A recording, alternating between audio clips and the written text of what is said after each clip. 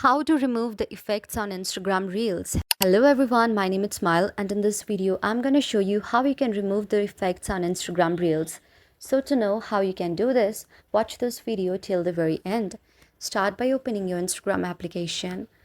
And now, if you have posted any Reels, then you can simply go on your profile and go on the Reels here. Now when you go, then you can see there is the effect right here.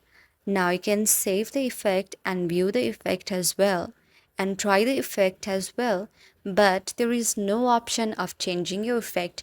Even when you go on the top right side and gonna see the option of edit, you can change the tag people option, you can add the location and label made with AI as well, but you cannot edit the reel by changing the edit option here.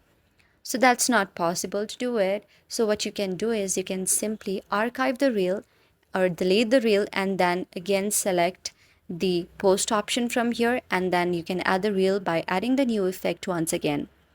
So that's how you can do it. I hope you like the video.